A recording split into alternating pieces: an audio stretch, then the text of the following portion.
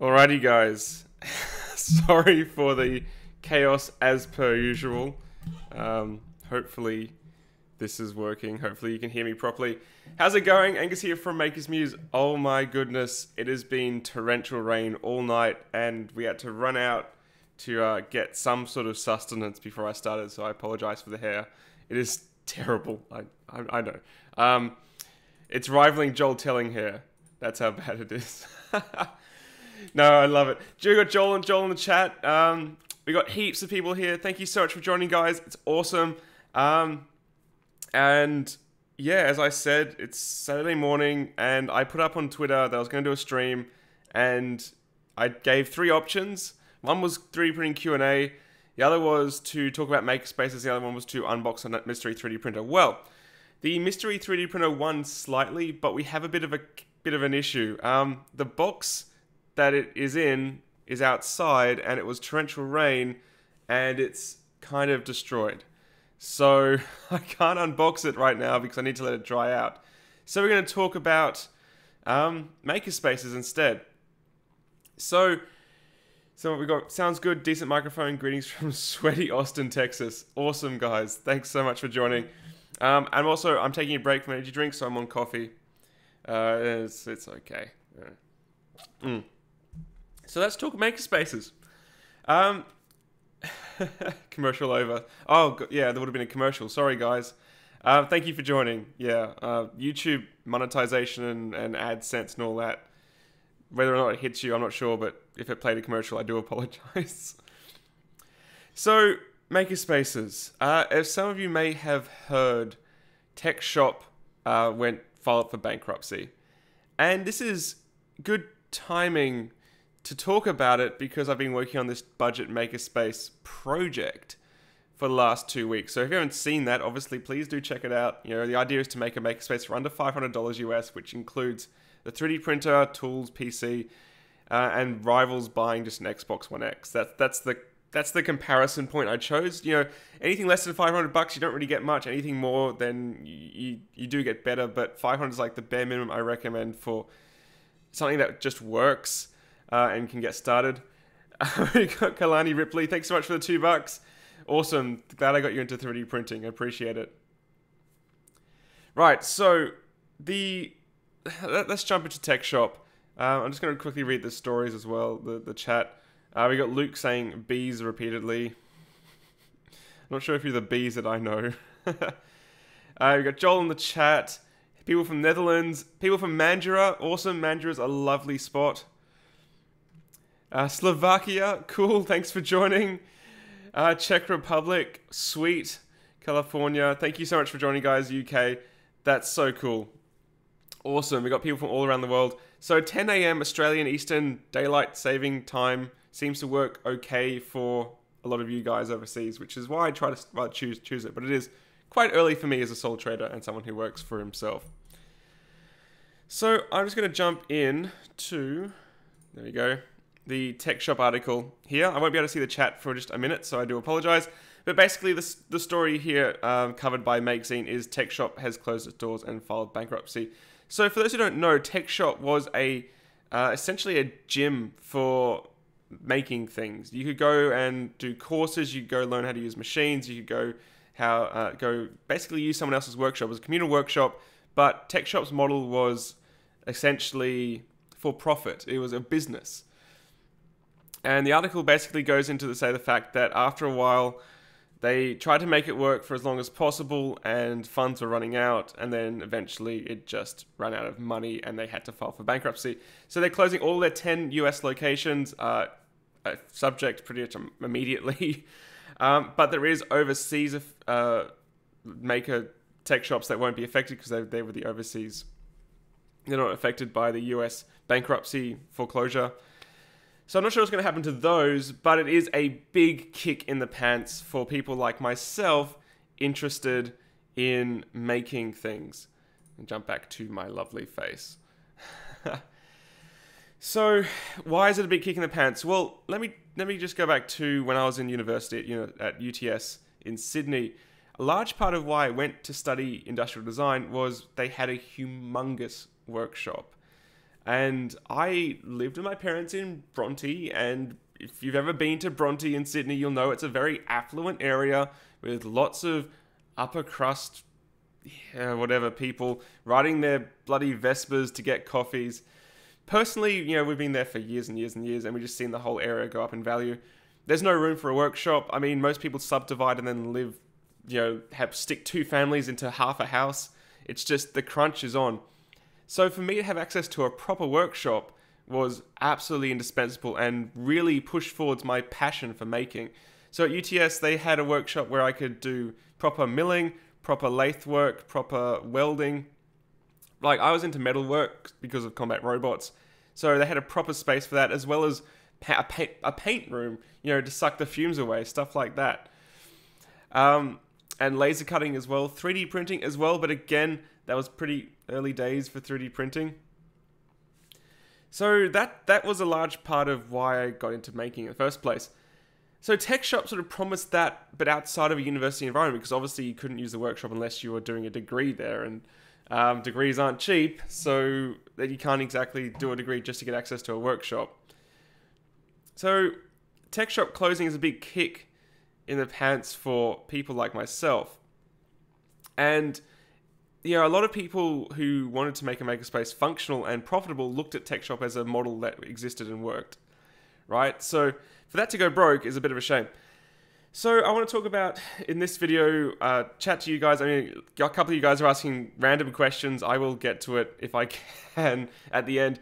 But I want to go through my thoughts for makerspaces, how they can be made functional and profitable and long-term sustainable, and go through some existing hackerspaces in general. Also, the terms are a bit silly, makerspace, hackerspace, workshop, share space, hot desking, blah, blah, blah. I'm kind of talking about the same thing. A space where you can just create stuff. The terms are regardless. It doesn't matter. Right, I'm going to take a break and take a sip of water. Cool. Yes, and people asking about the best printer. I've done a video for you guys. It's in my feed. It's like the best printers under $350 that don't suck. So go check that out after the stream. I won't be answering it here. So traditionally, hackerspaces have been a very different model to TechShop. So you might be familiar with, if you're in Australia, Robots and Dinosaurs, the Perth Artifactory. If you're overseas, I mean, the Artisans Asylum is a very, very popular maker hackerspace where they do various classes and you can do projects. But these are all run essentially as non-for-profits, and they're run almost like clubs where you have to have club meetings and such. Therefore, they're exempt from a lot of the tax that a for-profit company would be. But then it has a lot of politics involved, to put it lightly. I've seen a lot of makerspaces and hackerspaces torn down because of internal politics with these club rules. I mean, like, you could just walk into one and just start using tools, and they've got very little power to actually kick you out.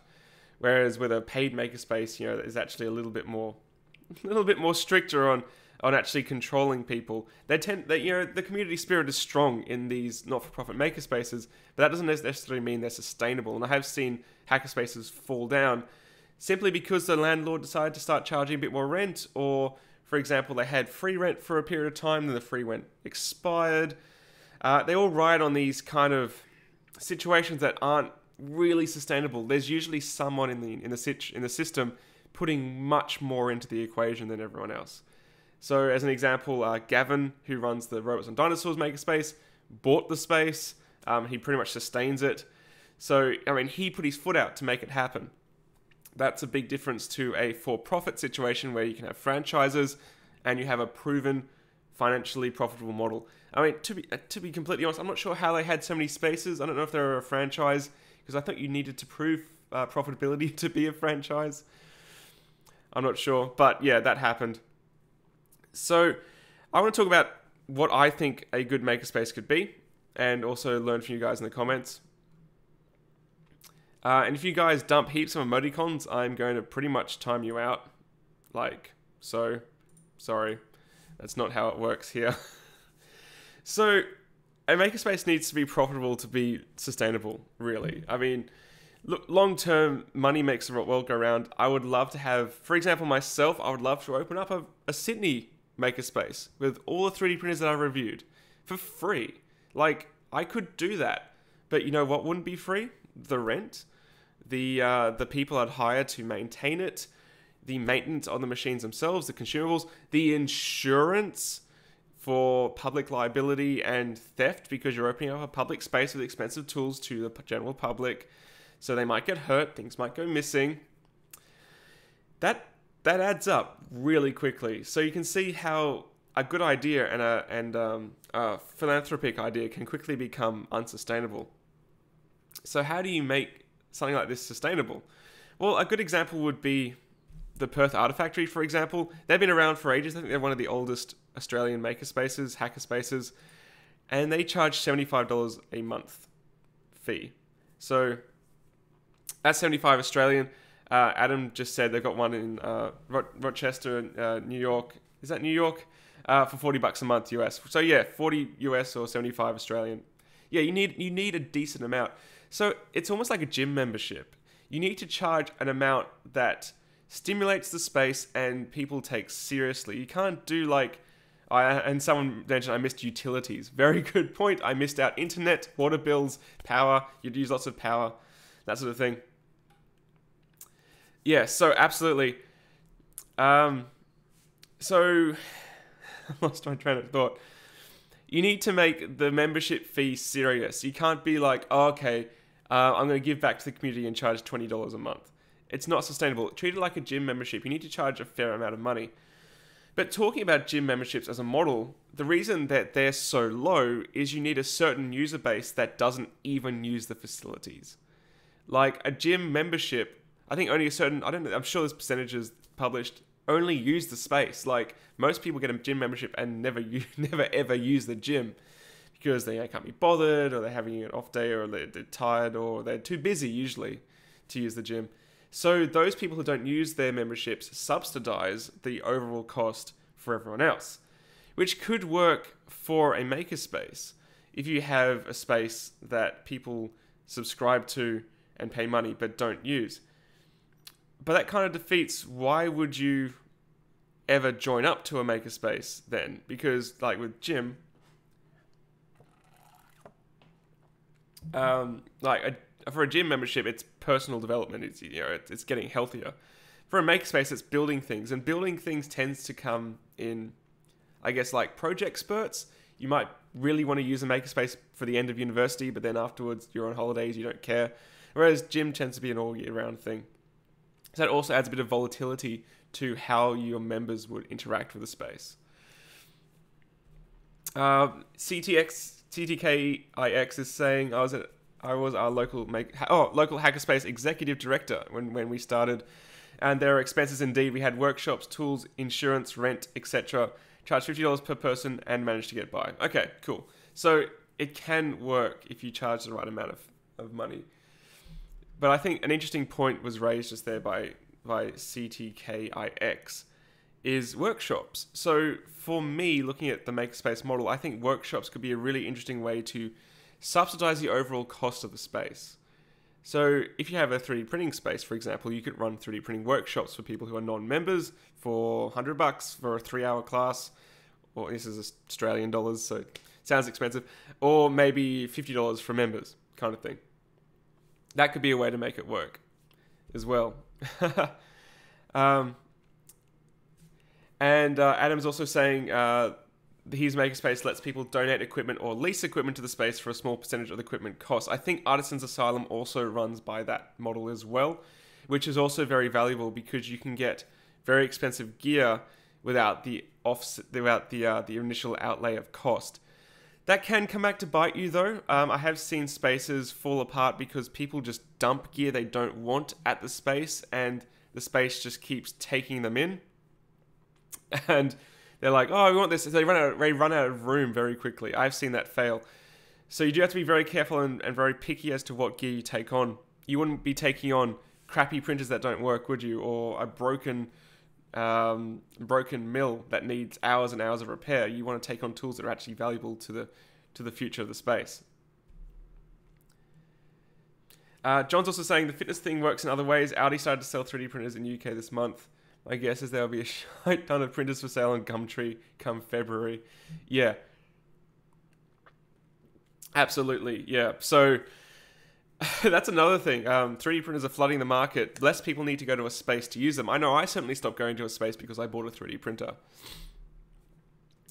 And I'm not saying that the model is even possible to be made profitable. I'm just exploring the possibilities with you guys. But then you need the user base. So Luke just said you need the user base. It doesn't matter how good a space is, you need the people to attend it. Which is also raises another issue, is rent.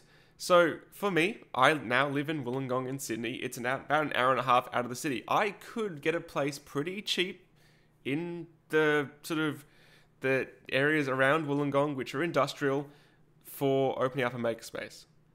But what are the population density of makers in this area that would use that space to make it functional? Whereas in Sydney, there'd be way more people. But the cost to get a space would be astronomical.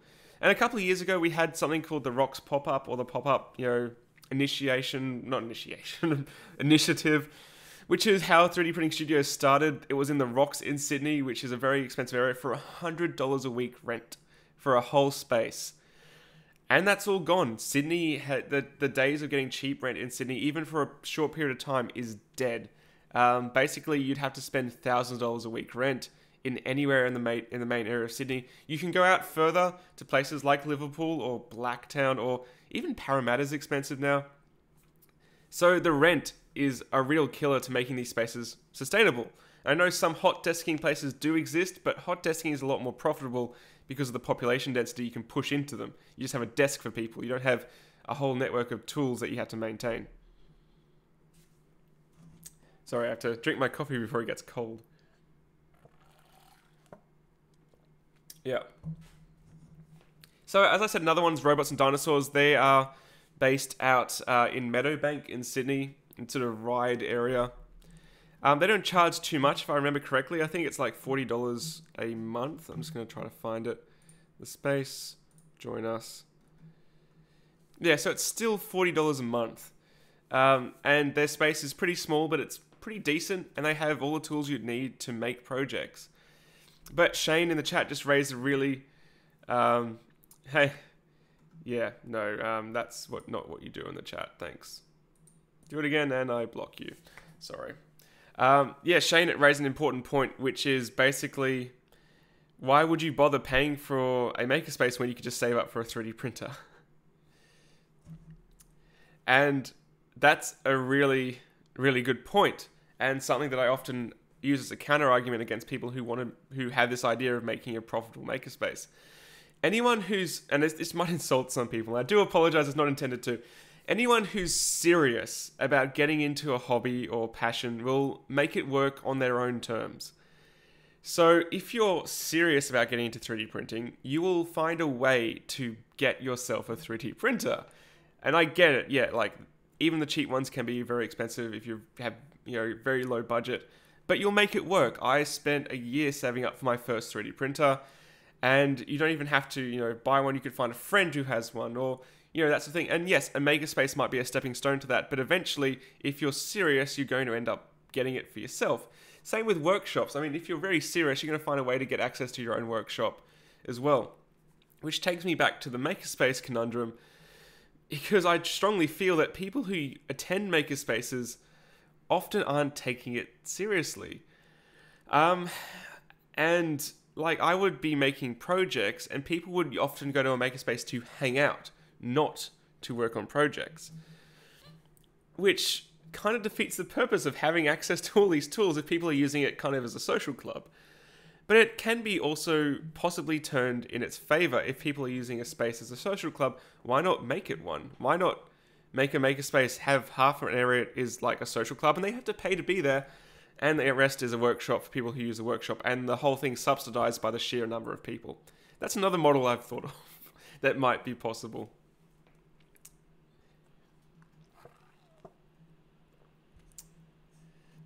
People are saying louder, please. The mic is already pretty loud. Sorry, you'll have to turn up your end. I can't turn this mic up any higher. Thank you so much, Fun King. I do appreciate the $5. Little something for you, Angus. If you haven't seen Fun King 3D's channel, go check it out. It's adorable. I love it. Yeah, so another option that animation creations mentioning is, what if you subsidize the makerspace with another business on the same property? Which is another very viable option too. So a company I used to work for when I was just leaving, or still in university actually, was called Beehive. I've actually worked for a lot of failed fabrication companies, which is how I kind of learnt how not to run businesses. One of them was called Beehive, and they were a laser cutting company. And they would laser cut on demand. They were one of the first people to get a 3D printer. They had a Bits from Bytes 3D Touch.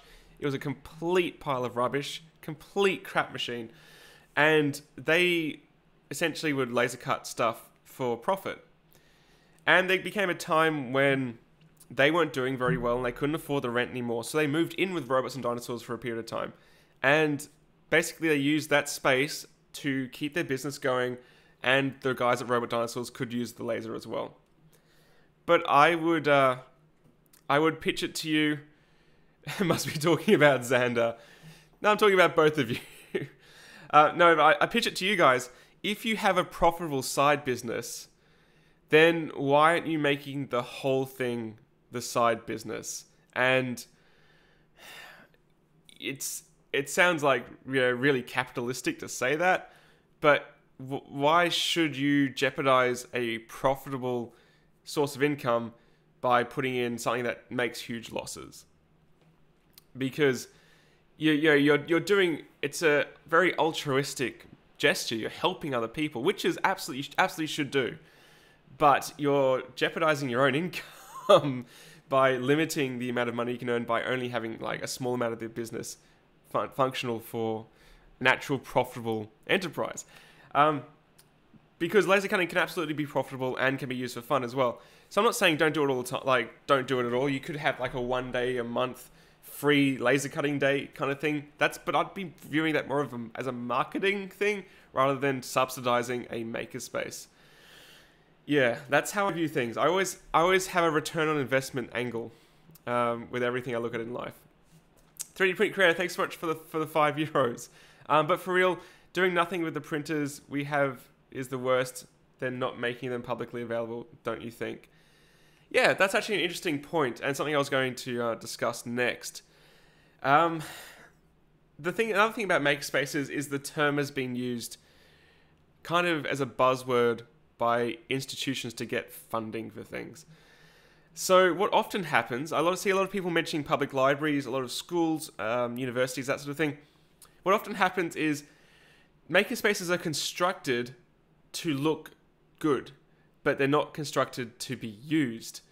So they're almost used as a sort of a marketing tool for the institution that creates them.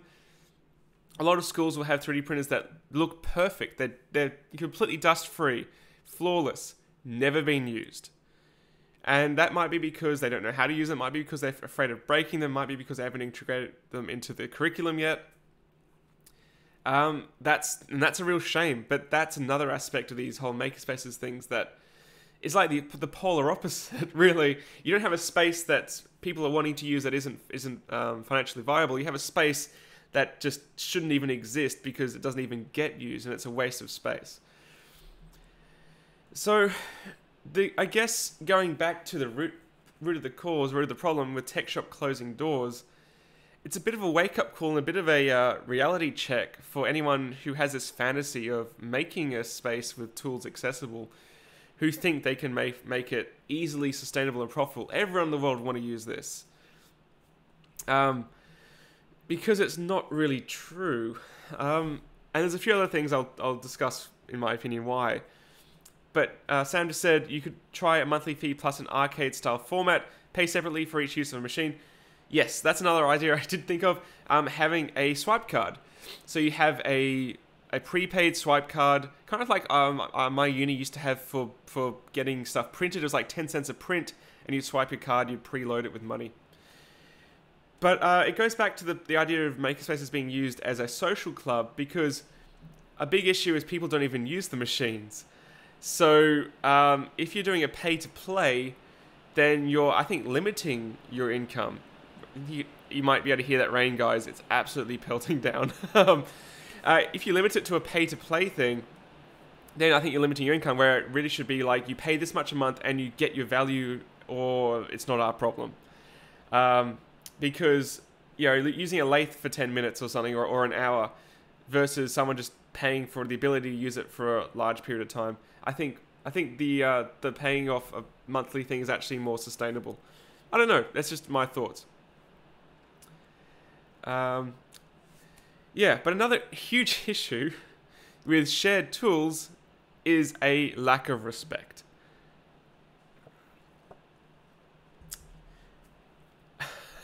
Anonymous is saying print some bitcoins. There is Bitcoin STL files online. Oh dear. But yeah, lack of respect. Think about it. If your 3D printer doesn't work, what do? You try to fix it. If the spool of filament is being loaded, you try to make sure it's not jammed. If you're printing something really complicated, you keep an eye on it. With tools that aren't yours, that you haven't paid for, and you have no repercussions if they get damaged, are you going to do those checks? Are you going to care if it bursts into flames? Are you going to care if it falls on the floor? Are you going to care if the nozzle gets digged into the platform?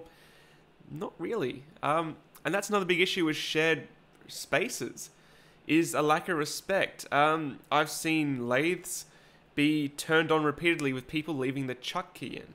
And if anyone's worked with a metalworking lathe, leaving the chuck key in is a really good way to kill yourself or break the lathe. And I've seen someone do it 3 times in a row. They actually got kicked out of the Makerspace. They were like, you leave right now. You have no respect for this tool. And that was the owner of the tool who did that. No one else was doing anything. So that's another big issue that you need to overcome. How do you endow these tools with respect?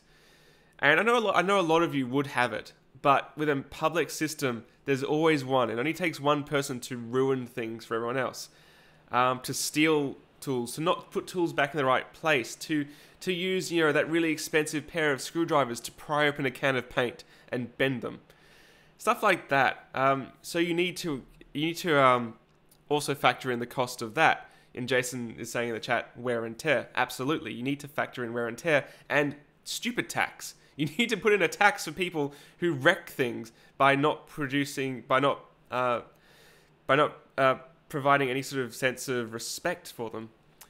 Someone's saying, how do you pronounce lathe? Lathe. How else do you pronounce lathe? Lath? Lurth? Lurt? And also, Joel is adding another very good point. I don't see the point of having 3D printers in makerspaces alone from the print time. Who serves a printer? Well, yeah. Who serves a printer which is an 8-hour print time running? Yeah, you need a print queue. You need some sort of value in the filament that's being used. So people only print things that they actually need. Not, oh, I've just downloaded this from Thingiverse. It takes 24 hours to print. Yeah, I'm going to go print it, come back tomorrow, bye. Or come back next week and pick it up. And someone else has to take it off the print surface. Which is probably why you need a print manager, someone who actually keeps the machines running, which is, again, another cost. Jonathan's saying we deal with the respect issue by finding people who do not follow directions. That's also another great point. You could have a bond. You could have a bond system where they pay a deposit, and if they damage something, then they lose some of that bond. But then they'd have to be caught doing it, which means you'd have to have them own up for it, or someone would have to see them doing it, or you'd have to have closed system cameras to catch them stuffing up. I'm sorry if I wear a black hat a lot. I always pick holes in my own ideas and others. That's also another issue. You need to have constant surveillance, which again goes back to someone being there the full time.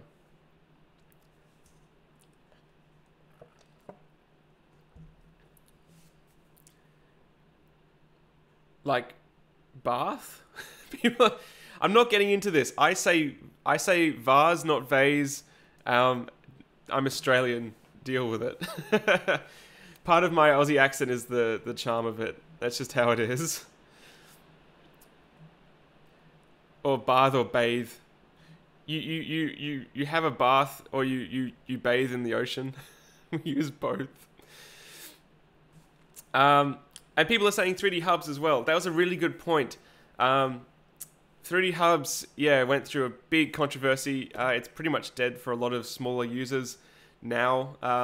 It's moved to more of a Shapeways model where it's big commercial systems where they pump out prints. And yeah, that was another sort of lack of understanding on the technology. They made it, you had to take the support material off, for example, without charging extra money, stuff like that. Someone who has a 3D printer will understand it, but you're getting involved with people who don't understand the technology, therefore don't respect it. And not so much because they don't care, it's just because they don't understand it. Again, there's still people today who don't understand that 3D printing, doesn't take 2 seconds. It takes ages.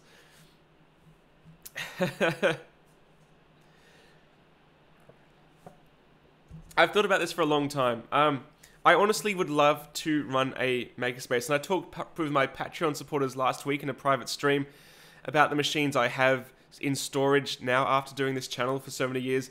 Don't see me any differently, but I've probably got around 30 3D printers either here or in storage. Most of them aren't very good. They're either kits, or they are now outdated, or they're not safe enough to use in a public space. But they're ready to go, and they're ready to be used. At least 10 of them are decent to be used every day in a space where people can use them. But I don't want to be personally liable for anyone who injures themselves. I don't want to be liable if something breaks. I don't have time to fix it, and I can't train people up. That's the catch. And I can't invest the capital into a space to be opened on such a philanthropic gesture, I suppose. It's a real catch. It's interesting. It's an interesting debate. And I guess the TechShop thing really just brings it to the forefront that even someone approaching this with a for-profit mentality couldn't make it work. So, yeah, I mean, I'm not going to read out that super chat, sorry. I appreciate the $10 though. So, do you have to make it work as a not-for-profit association, organization, or is it possible to run it as a business, in which case it gets taken more seriously in the general business ecosystem? Can it be run outside of an educational sphere where it's being subsidized by an institution, or the government for that matter? A lot of places the government subsidizes a makerspace, but can it hold its own? Can it stand on 2 feet? I'm not too sure, to be honest. Yeah. Evo Labs, very good point. The marketing douchebags are the only interested in advertising revenue, are partly responsible for the misconceptions of 3D printing. Abso-freaking-lutely. They're the reason that we saw a spike in 2014 of 3D printing, 3D systems, what's it called, stock price in 2014, and now it's like pocket change because of the hype. And a lot of people, including myself, rode that hype to get where I am today. I was working at Australia's first ever 3D printing shopfront in Sydney, and we used that hype to get orders. And it was a pain because people didn't understand what 3D printing was, and we did training classes, so we got people in. It was licensed to print money, honestly, back then. Now it's not. Now it's 3D printing is a tool that's useful in a general, larger ecosystem of things. So I'm not talking about makerspaces just in terms of 3D printing. I do focus on it because that's my passion. But a makerspace really should be a place that empowers people to create things. And I don't know if it's possible to run it as a physical location that won't go broke. Like that. Felice is saying, did I go to UNSW? My friend does robotics there. I did not go to UNSW. I went to UTS for my industrial design degree. But I did go to UNSW temporarily in their space. Again, they've got a Makerspace. It's pretty good. It's in the Michael Crouch Innovation Center, but it's supported by the university, of course. I was there for about 3 months or so. I just missed a super chat. Sorry, man. You guys type fast.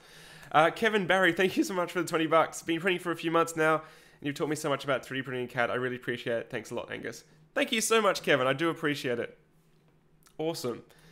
Okay, well, that's going to get to my next point. So, it's all been a bit of doom and gloom this stream, and I do apologize. It's not intended to be. I'm going to propose an alternate avenue for makerspaces, and that is mentorships.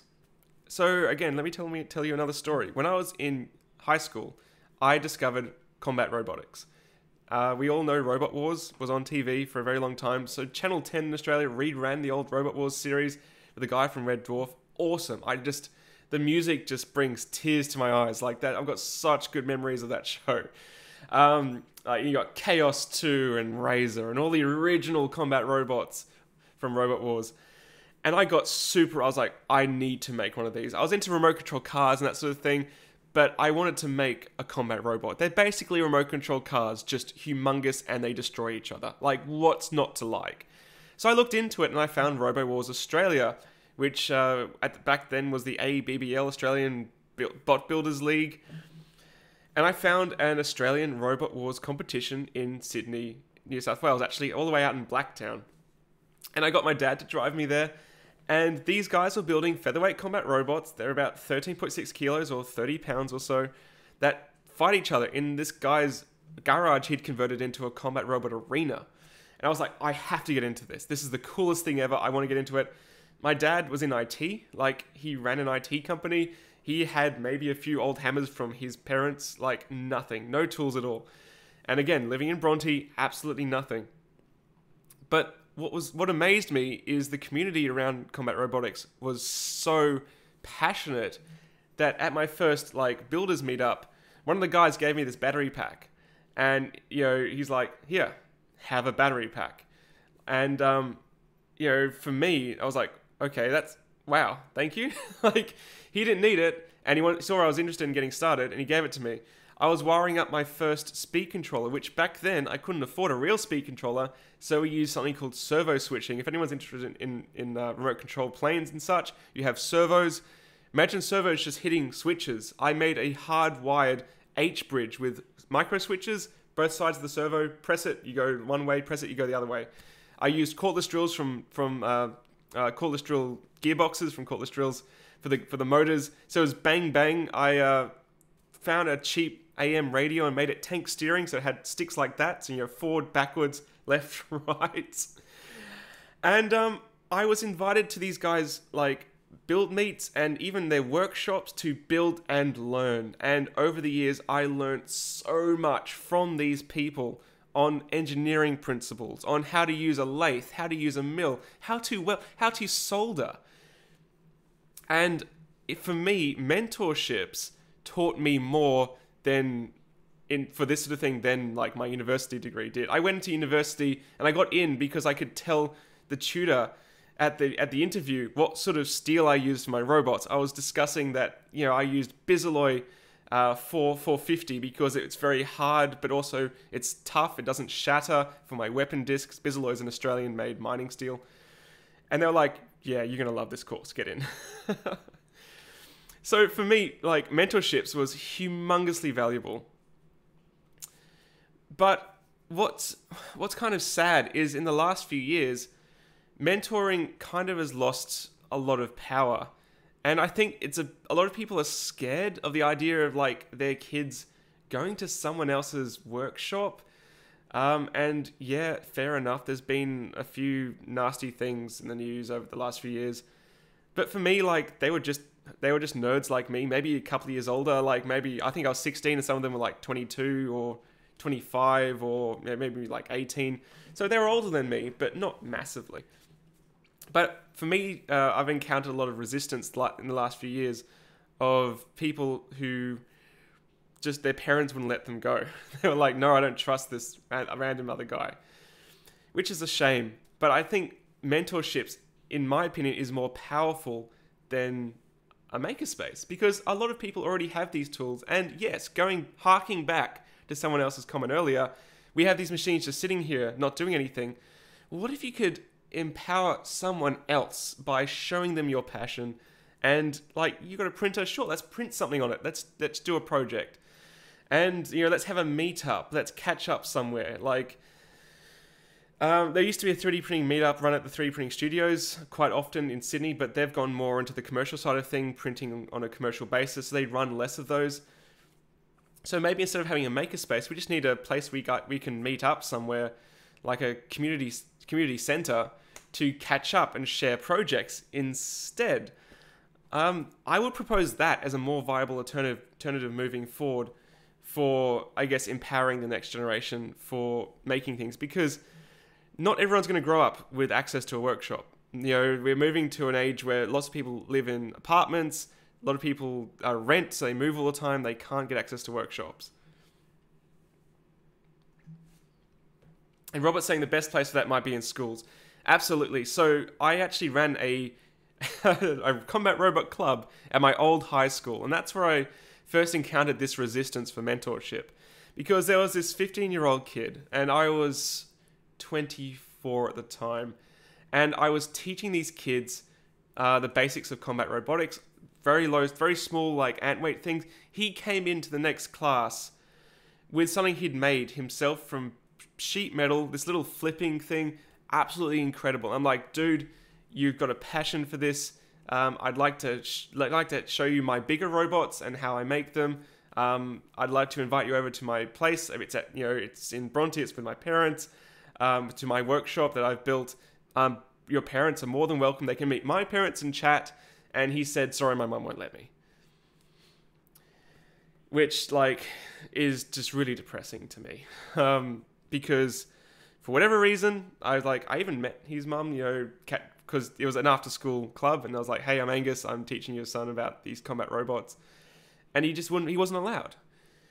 So, yeah, I think this whole mentorship thing is more powerful than a lot of people realize. And, my dad came along to the meetups in Sydney, to the robot ones. He was like, these guys in the backyard of Blacktown, I don't, whatever. I'm going to come along, read a book. And then he eventually realized they're on the level, and then he'd go off to watch a movie or whatever. Yeah. Oh, yeah, and someone's mentioning we could meet up in a public library. Absolutely. That'd be really cool. But I think the most important thing is a regular, casual meetup between passionate enthusiasts and the ability to network and mentor people. Because passing on knowledge is what I'm all about. It's why I started the channel. I don't like to see myself as mentoring you guys, but I like to pass on what I've learned to you so you can learn things quicker than I've had to pick it up by piecing together knowledge all around the internet and from people I meet. Yeah, sorry, imagination. The chat is pretty nasty. But it is what it is. So I'm going to pretty much leave that discussion at that point. I'm sure a lot of you will have further things to add on the whole Makerspace, Hackerspace debate. Just to hark back on it for you guys joining me, TechShop has closed its doors. It has filed for bankruptcy in America. The ones around the world are still open for now because they're not owned directly by the TechShop franchise, so they're not affected by the bankruptcy. But it's not a great sign. So I spent this whole stream discussing why I think a Makerspace is kind of flawed and what you might do to fix it, but really my proposal for, I guess, an alternative. So, Sam's saying FRC is a really great high school program. Makers Muse doesn't like it though. Is FRC first robotics? It's not so much I don't like it. I was never given access to it. It's something in schools now, but it's I actually tried. It was in America at the time when I was in high school. I said, I want to do this. And my school was like, lol, no. We don't have the funds for that. No. So, yeah. Thanks, crappy Australian education. But I don't have anything against it. It's just, I'd rather build stuff myself than use a kit. Madeline saying, how does one find a mentor? That's exactly the point. That's exactly the problem, that I want to help overcome. I would recommend meetups of people in similar fields to what you're interested in or what your kid might be interested in. Again, they don't exist right now in Sydney, and I want to make that happen. I'm too busy to make it happen to make a meetup on 3D printing regularly. It could be in Sydney, it could be in Wollongong. I don't care, guys, I'll drive. But if you're in your local area and there's people passionate in 3D printing or making, start a Makers meetup. You might get flagged by Makers Media because I think they trademarked Makers, but whatever you like, that's probably the best way. You need to meet people in person to get a mentor. Do not, and I'm going to stress this properly, don't find someone online and meet them randomly for the first time. Meet them in a place that's public. I mean, come on, safe, stranger danger, basic things. Meet them somewhere at a public meetup where you can actually get to know them properly. You might run into people at the maker fairs, that sort of thing, but maker fairs tend to be a bit too busy. I really think just a casual get-together is the way to do it. Matthew's asking, am I doing a meetup in Perth? I haven't contacted Tim yet from Frontier 3D. Maybe, I don't know. I'm only there for a little while. Why is the Princess Mononoke poster on the floor? It's because there's no room anywhere right now. I had to move it to get the Makerspace stuff set up. Sorry about that. Yeah. Dr. Allen is saying, why is everything combat robot, combat this and that? Look, combat robots, it's a bit of a misnomer, really. They fight each other, but there is no aggression involved, if that makes any sense at all. Let me try to explain it. It's like a kid making a Lego car and smashing into the wall to see what breaks. It's an exciting way to learn engineering. So for me, combat robots, combat robotics was exciting for me because I could make these objects and test them to the extreme. Like if they got exploded by another robot, it was like a challenge for me to improve it. There's no aggression involved. If someone's robot blows up or gets damaged or whatever, they're usually laughing. You look at them, they're just absolutely on a high. They're absolutely loving it. So there's a bit of a misconception with the whole combat robotics scene that it's like really aggressive and supporting violence. It isn't. It's nothing of the sort. We're not like boxing. Nothing like that. I just noticed the stream's lagging a little bit. I don't know what's going on. It has been raining. I do apologize. It might be something to do with the cable. Yeah, someone's saying happy robots wouldn't be as fun to watch. Yeah. Like for me personally, stuff like First Robotics, for example, wasn't as exciting to me as combat robotics, for example. Jack's saying, can I do a tutorial on a super cheap 3D printer using eBay parts and Arduino? I would honestly say at this day and age, just buy a cheap kit. You're not going to be able to get it much cheaper at all than just buying, if you buy the components separately. Because don't forget, China has the power of scale against you. You're buying one-off things with shipping. Just buy like the Tronxy X1, or I love calling it Tronxy. I don't care if it's Tron XY, or the even the ANET A8, and just use those parts to build something else. Use that as a donor kit for something else. Okay, someone's saying no lag here. So my own playback is lagging, but my stream outwards is not lagging. I guess it is Saturday and everyone's just Netflixing because it's raining. Australia does have indeed bad internet. We have fibre to the premises, and it's one of the few places in Australia with the proper fibre, because we actually moved to this location to get it, because it's like nowhere available in Australia. Matthew's asking, what do you think about kids 3D printing on their own? I just started when I was 10, now I'm 12. My second 3D printer can do what I want on my own. That's awesome, dude. That's super cool. Look, I'm really, really happy to hear that. I often say that the younger generation is often underestimated. I ran a class temporarily again at my old high school called Steampunks. It was a STEM class for primary school kids, and these dudes picked up Tinkercad so fast. So for you, I would learn 3D modeling if you haven't already. Start with Tinkercad. If you're up to it, check out my Fusion tutorials. I do try to go as slowly as possible. If you learn how to use Fusion when you're 12 or whatever, by the time you're leaving high school or even still in high school, you're going to know more than most university leavers. I'm not joking. Go for it, dude. That is so cool. And you're just going to get a huge leg up in your future. Absolutely going to be so powerful. Baba Tom, thoughts on PEI? Does it have to be glue? No, PEI does not need glue if you're printing with something like PLA. It's fine. It does tend to have an issue with PETG and nylons and that sort of thing. You need glue for that. And you might want glue to stick ABS down to it as well. But if you're printing PLA, does not need glue. No way. Shivel, sorry for breaking your URL block. I wanted to make sure the two got the right site. That's fine. I had to block URLs. I do apologize because there was a lot of spam in previous streams. Actually, Shivel, I might just make you a mod if that's okay. You don't have to do any modding, but that should allow you to post links in future. Whatever. I trust you. Can you do a talk at our school? I would love to. I'm just not sure on my time frame. I have I have very little spare time, and also transport's difficult because of where I am. Getting to places takes up a lot of time. So I'm not sure if it's possible, unfortunately. Jesse's asking, how much do I charge for my workshops? I haven't been running workshops for about a year again because of the time, but I am looking to start them again next year. I will put out a feeler for interest. They used to be about $85 for a 3-hour workshop for like a 3D printing 101 kind of thing. But yeah, keep an eye out. I'll of course announce it through the channel. And I'm trying to keep that sort of thing relevant and interesting because a lot of people jumped onto the bandwagon of like introduction to 3D printing. I am working on a course that's really up to date, but a lot of it was sort of, a lot of people were doing it just kind of as a money-making thing when 3D printing was hyped. So I'm trying to avoid that. I'm trying to make it different enough that it's worth your time. Oh, you guys type so fast. I cannot read it quick enough.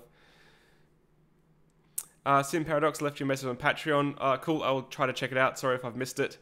Patreon is really a pain to make sure I don't miss things. I mean, there's messages, then there's post messages and comments, and then there's the community comments. Sorry if I missed it. I'll go check it out. Roland is asking, have I ever used sculpting programs like ZBrush for 3D modeling? I'll just let you guys in on a secret. I am absolutely terrible at organic 3D modeling. I cannot 3D model using organic push-pull or sculpting tools to save my life. So, no. I have never used ZBrush. I do have used Sculptress in the past, which is free. It's really old now, though. But just as a bit of fun, I cannot organic model. I do parametric modeling. I like to chuck in dimensions. I cannot freehand it at all. It's not, I'm terrible at it.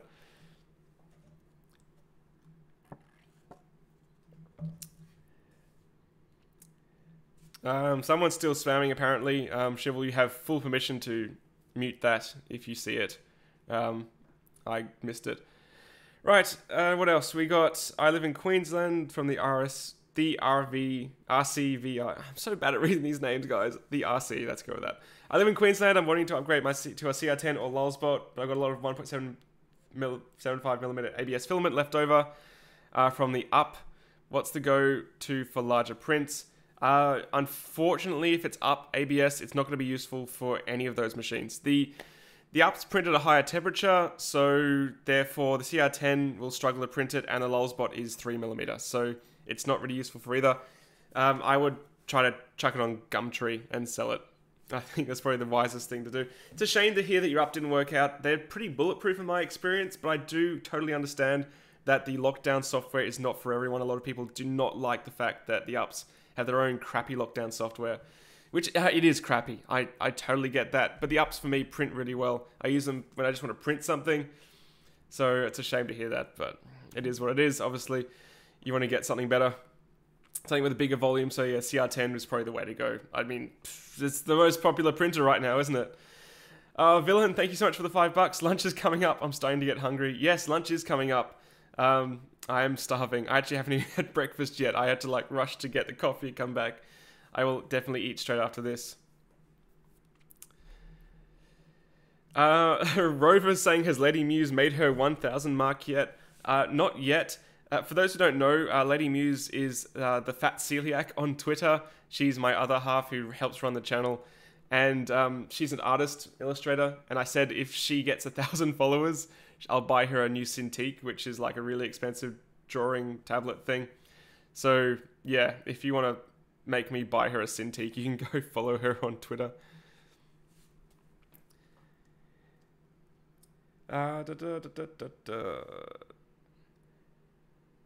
Sorry, trying to read things. Almost 200,000 subs, really? You guys keep a closer eye on this than I do. I'm gonna have a quick look. Sorry, I do need to note this. 119934. Oh wait, no, 119960. Okay, thanks guys. That's pretty darn close. That's crazy. I honestly never expected 3D printing channel to reach that many people. Thank you so much to you guys. I really, really do appreciate it. Radis, have I gotten any degree? Yes, I have a honours degree in industrial design. So that was a 4-year degree at UTS, University of Technology, Sydney, where we learnt pretty much everything to do with industrial design, product design, manufacturing principles. I learned how to draw some stuff and then forgot completely how to draw because I suck at it. How to do measured drawings, that sort of thing. That's where I got my basis in what I do now. It's where I first came across 3D printers. Le Chameleon is saying, do you have any tricks to print with HIPS filament? HIPS prints basically like ABS. So ABS settings will work with HIPS. In my experience, pretty much spot on. You might want to change your temperature to be a little bit lower depending on what ABS you've been printing. It does have a bit of a crappy smell, so does ABS, so keep that in mind. But I've been printing ABS on the Zortrax M300 and it works great. So same as ABS. Sorry, printing HIPS on the Zortrax for 300 and it works same as ABS. Everyone unfollow to save Angus. No, don't unfollow. Leslie saying, are you or Joel doing a review on the Prusa i3 Mark III anytime soon? Look, Joseph has built up the Prusa research brand to an incredible level, and I was very honored to go meet him at the New York World Maker Fair and talk to him about the Mark III. I don't think he even needs to send out review units. Look, I haven't been in touch with him. He said the last machine he sent was the multi-material unit here, but the Prusa Mark III looks awesome. Like, it's not going to print better than the 2S, but it does have better usability options like the power recovery and the ability for the steppers to detect if they're being pushed out of alignment. By the way, guys, if you haven't seen my candy cane tutorial, I kind of took it to the next level and made these. So these are 3-color or tri-color 3D printed candy canes printed on the Prusa multi-material. It's Matahacker's Aqua Blue and Polyalchemy Crimson, Polyalchemy White. By the way, Matahacker's has a crazy sale on right now. I haven't even had time to talk about it, but it's like the Blue Friday sale or something. I don't know if it's still on. I think it's just the evening of it or something. Not sponsored by any means, but go check it out if you want to get a 3D printer from them or Filament. They've got a huge sale going on right now.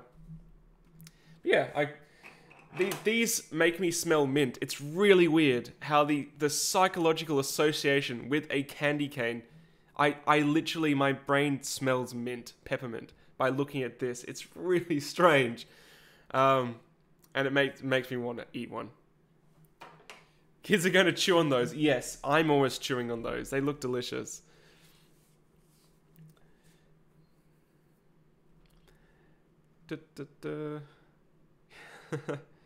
Neat peppermint scented filament. Oh, yeah, it's a real shame. I don't know if you guys saw my review on the chocolate scented filament, but they went to Kickstarter to kickstart their scented filaments, and they didn't even come close to their goal, which is, I guess it is a gimmick, but the concept of a scented filament is pretty cool. And it's a real shame to see that Kickstarter fail when I've seen other dodgy Kickstarters succeed.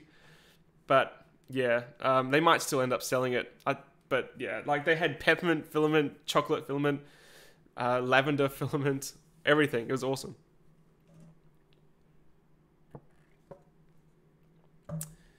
Send Angus candy canes. I'm going to just go buy some after this. I'm going to go straight to the shops and buy like a 1 kilo bag of candy canes.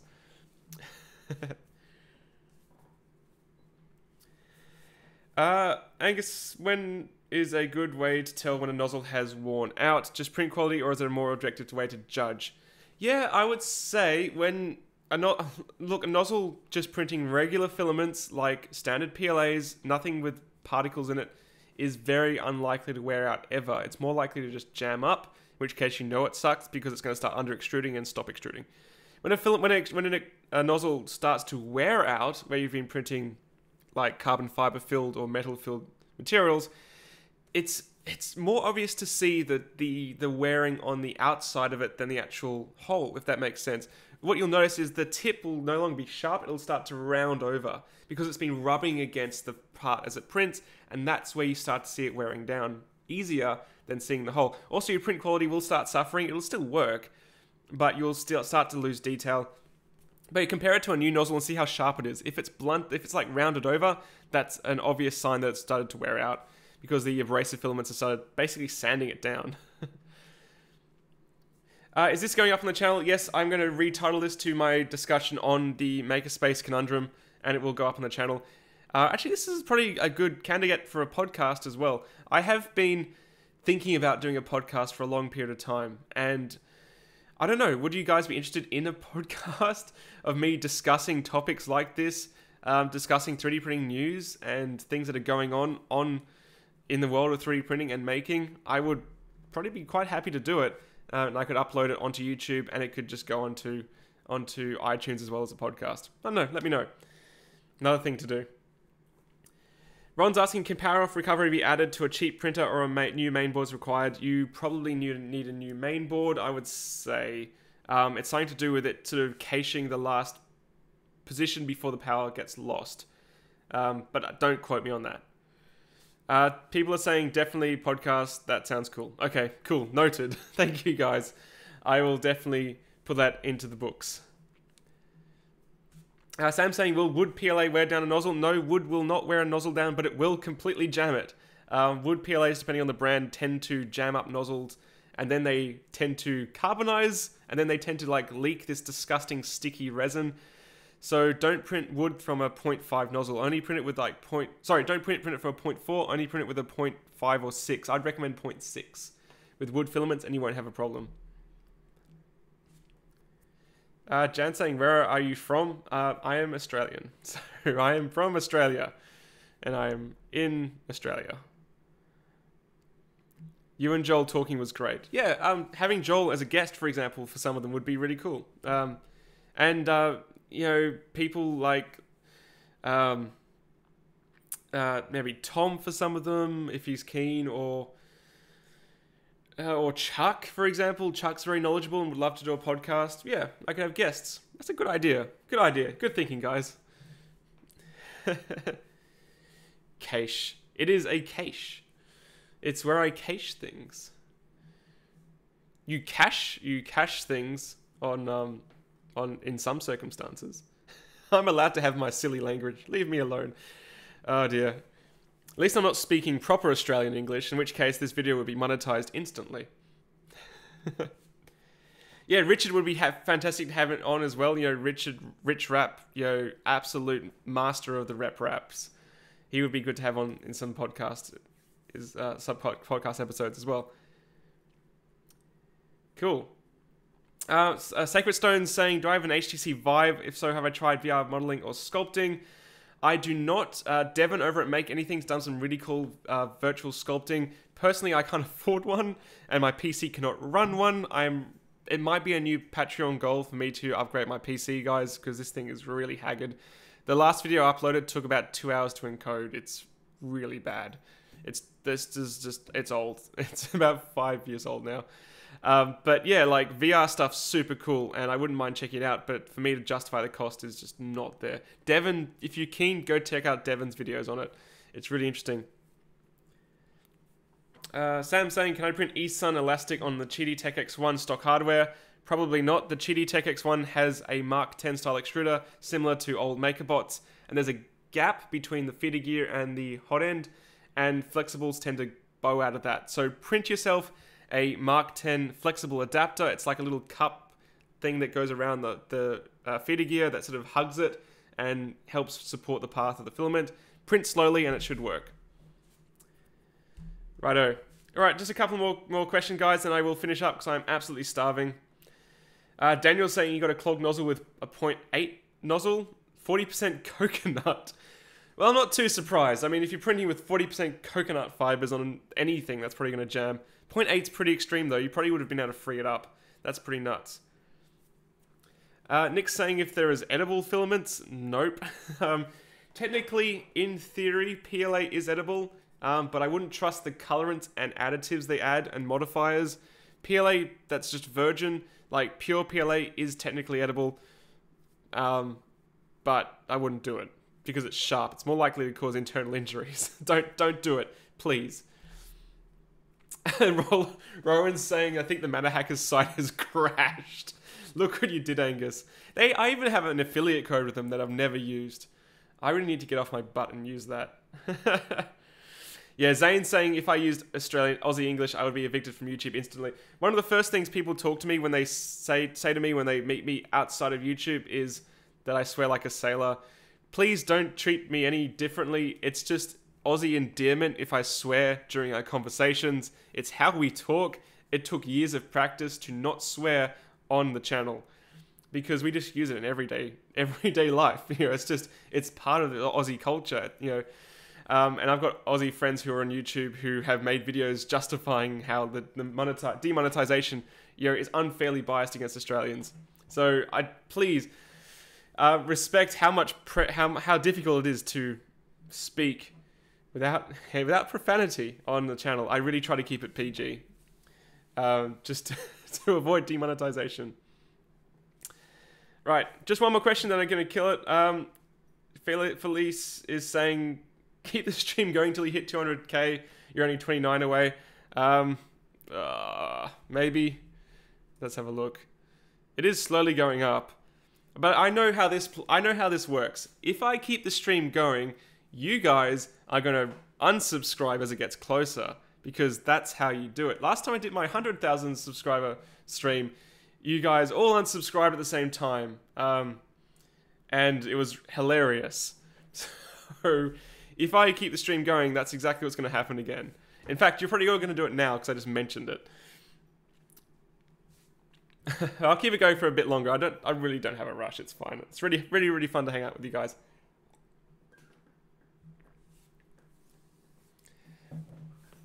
Doug's saying, what's up with all this Bitcoin business? Keep getting heaps of emails saying I have thousands of dollars.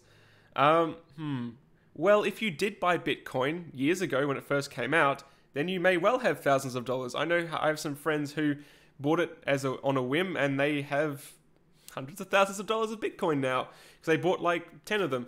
But yeah, if you're getting that email and you never bought Bitcoin, then no. I'm just going to sidetrack quickly about cryptocurrency. I think Bitcoin and the idea of cryptocurrency is critical for the future of the human race. Actually, a decentralized currency is what we need. Like, why do we have different currencies for different countries? We need one currency.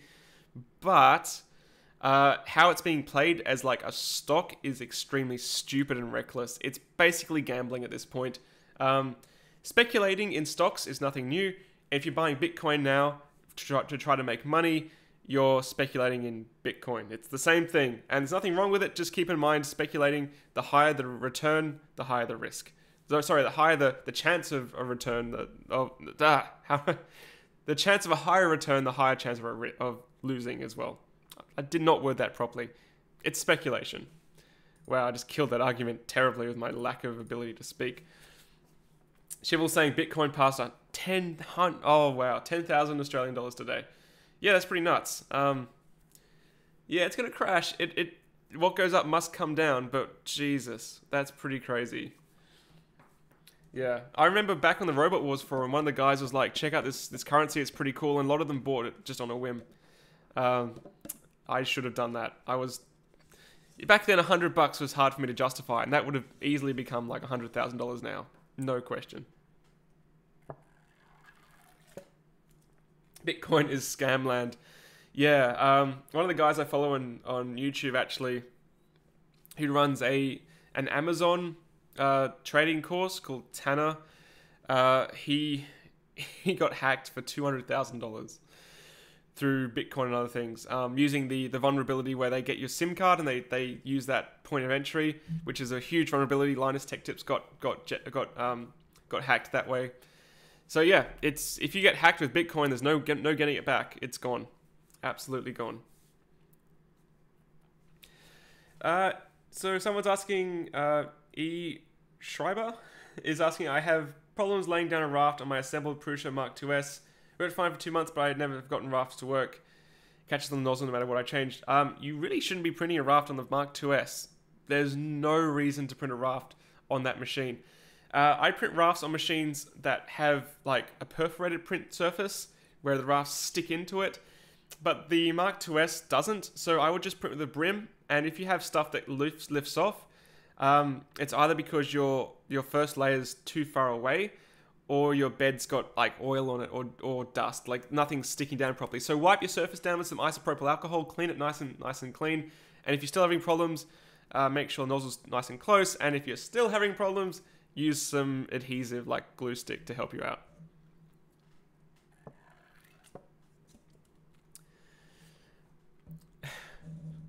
Creality or Prusa? That's like a terrible question to ask. They're different price points. Buy the one you can afford.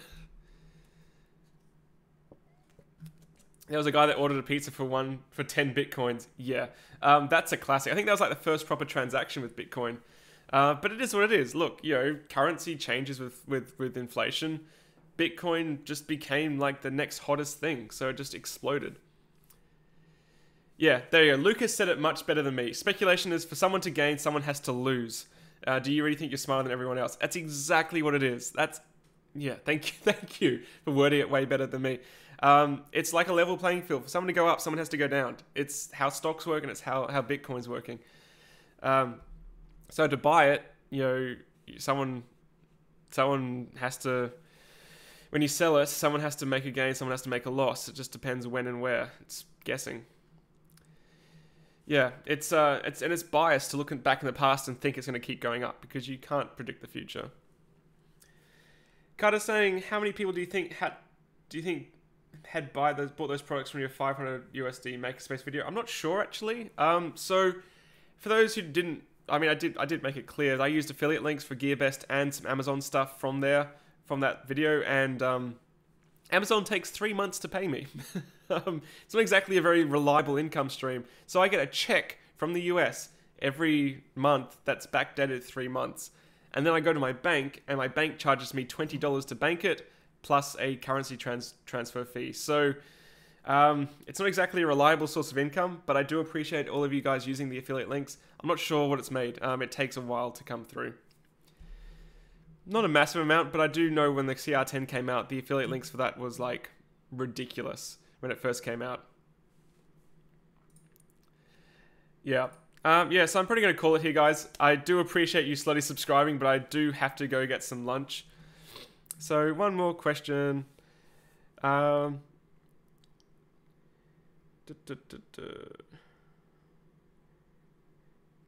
Daniel's asking, what are the printing differences between the original Prusa and the clone kit where the electronic builds are basically the same?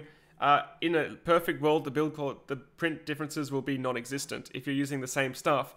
But if you start to use clone E3Ds versus legitimate E3Ds, you know, clone print surfaces, etc., you start getting differences. The clone E3Ds aren't made to the same tolerances as the genuine ones, so you're going to get different print quality. It might not be significant, but that's when you start getting differences. If you're building something exactly the same, it should be in theory exactly the same unless you've built it differently. That's basically it. All right, guys, I'm going to call it there. Thank you so much for joining me. I'm going to make this video go live. I'm going to adjust a few things, put a thumbnail on it, and title it about the Makerspace Conundrum, because I've really enjoyed talking to you about it. It is one of those things that I would like to see a solution. Maybe mentorship's the way to go. Maybe it is possible to get a government-supported makerspace, but clearly, unfortunately, for-profit spaces like TechShop aren't sustainable, at least currently, or their current model. And I've really had fun chilling out with you guys and answering questions. And yeah, thank you so much for joining me, and thank you so much for subscribing and supporting Makers Muse, because I never expected this channel to reach this level, ever. I'd still be doing it regardless, but one of my friends brought up the other day, me saying like, oh, I think I need 10,000 subscribers to make this sustainable, and I'm just looking at it now, it's almost 200,000. It's absolutely nuts. So you help me keep doing this as a day job. I love doing it, I love bringing this sort of content to you, and I look forward to seeing you again very shortly here on Makers Muse. Catch you later, guys. Bye.